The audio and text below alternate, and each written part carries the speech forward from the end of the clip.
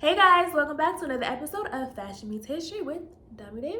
Alright, before we get into the episode, you know the drill. Make sure you like, comment, share, and subscribe to this YouTube channel. Don't forget to hit the bell when you subscribe so that you can receive upcoming notifications and you won't miss any videos. Also, feel free to follow me on my social media channels below. And without further ado, let's get into this week's video. This month, we've been highlighting female fashion icons who have changed fashion and history in honor of Women's History Month. Well, today's episode is no different. This week will be the beginning of a 4-part series featuring female African-American musicians who have influenced not only the music industry, but fashion and history as well. Music has always dictated fashion. You can think back to the Roaring 20s. What brought on the need for the flapper era? It was jazz. And where did jazz come from? Black culture. The new swinging music of the day required looser clothing.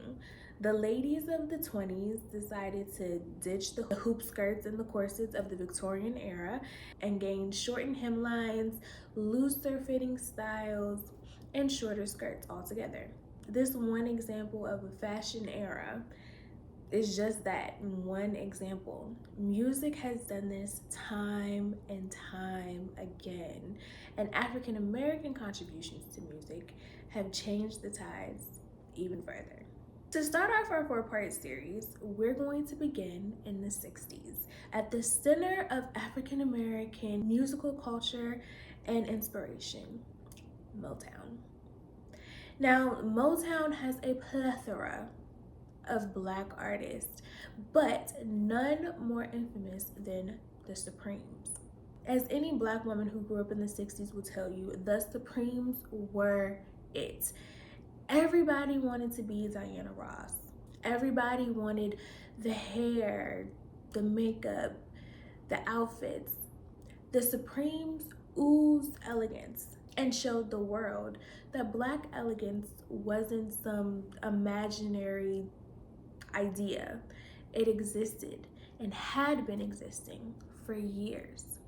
See, the Supremes were the first African American group to actually cross over in a way that made white audiences and Black want to live, eat, sleep, and breathe their music and their lifestyle.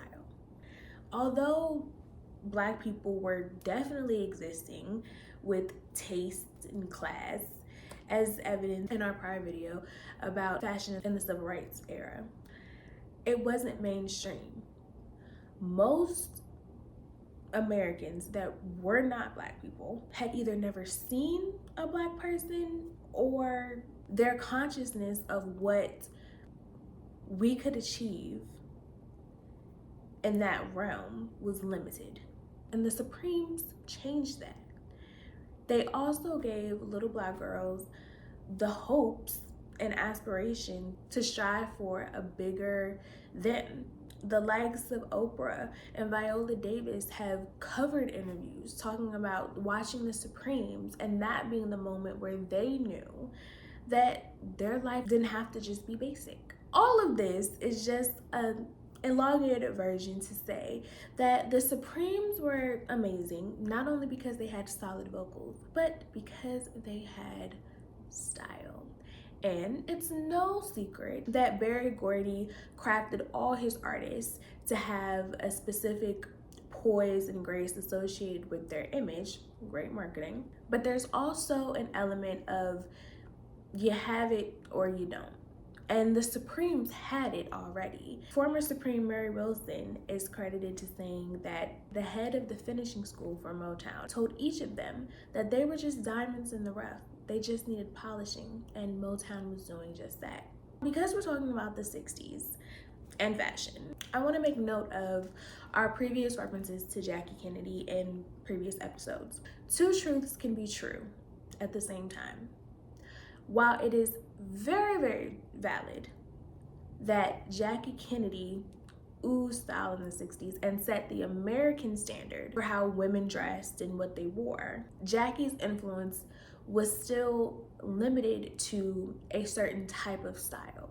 The pillbox hat, the monochromatic suits, capes, and rounded jackets. We're gonna throw in an honorable mention for the 60s, just patterns and plaid, any. That was the basic white style of the day. This caveat is important because what the Supremes did is they made bolder, gaudier choices, for lack of a better word. If you've ever seen Marilyn Monroe's Gentlemen's Prefer Blonde, then you know that the Supremes were the real life embodiment of Marilyn's iconic song, Diamonds Are a Girl's Best Friend. The Supremes bought bigger lashes, higher wigs, and heavier chandelier earrings, plus sequins and beaded gowns that were dripping and oozing fashion and style. And quite frankly, designs that the American public had never dreamt about before. Now, I want to take us back to a point that I'm sure many of us brown-skinned folks will have already had conversations about in our lifetime. A lot of the fashion choices that culturally are relevant to African American style are often frowned upon and looked at a different way by other audiences. In today's day, we often talk about how the likes of Kim and Khloe Kardashian adopting boxer braids, which have always been our cornrows, or how stiletto nails and bamboo earrings were ghetto, and now everybody's wearing them. This cultural reference is important in this conversation about how the Supremes changed and molded fashion in the 60s, because the same rules applied that we just talked about. The Supremes didn't model their look out of thin air. They had been wearing lashes and wigs and heavy gaudy earrings. That was already a thing for us. The Supremes just added a twist, which is really what accessories are supposed to do. They're supposed to dress up or down your outfit. But because fashion as a whole hadn't paid attention to those types of contributions that our culture was making, it was a phenomenon. And all of a sudden, everybody wanted to do it and be on it. It was trendy.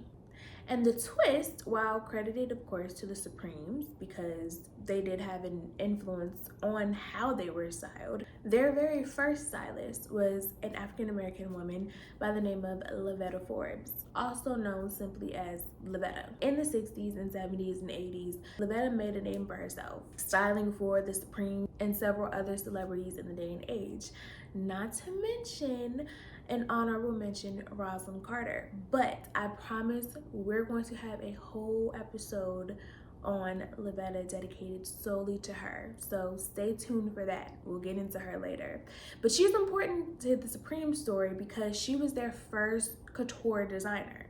As the Supremes grew into fame, who designed them also got bigger and bigger. The Supremes received customized gowns from Oscar de la Renta and Bob Mackie. Their secret weapon was Mr. Michael Travis. Michael Travis, like Levetta, is relatively unknown in today's fashion world, but he shouldn't be.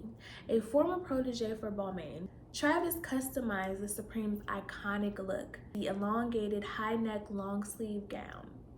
And this was important for Travis because he said that he wanted to create a silhouette that embodied the Supremes' movement and their movement alone, leaving only their head, hands, and feet visible. Travis's style guide stayed with the Supremes for quite a while until Diana Ross decided to leave the group.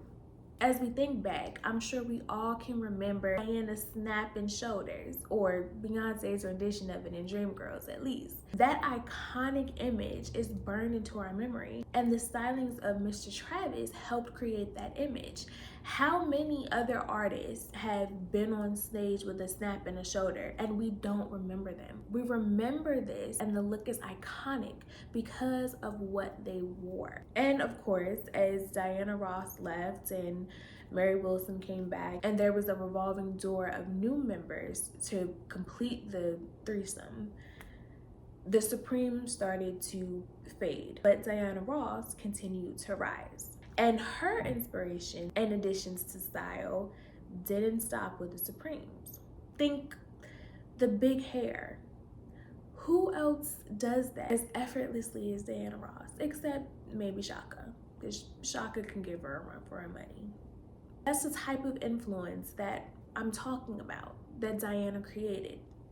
Now, Diana, although in a singular mode now, continued to be styled in the same types of fashions as the Supreme. It was still diamonds and pearls and sequins and the heavy beaded gowns. That was an iconic look that worked for her. Even now, when Diana deigns to grace us with her presence, we look forward to what she's wearing, and oftentimes we try to recreate it in our everyday looks. Diana Ross and the Supremes are a national treasure, not only for their voices, but where they put American fashion and influence. This has been part 1 of Black music that changed fashion. Next week, we'll feature part 2 in the 70s. Before we get out of here, make sure you like, comment, share, and subscribe to this channel. As always, feel free to follow me on my social media channels below. And until next week, this has been Fashion Meets History with Domii Davis. I'll see you guys later.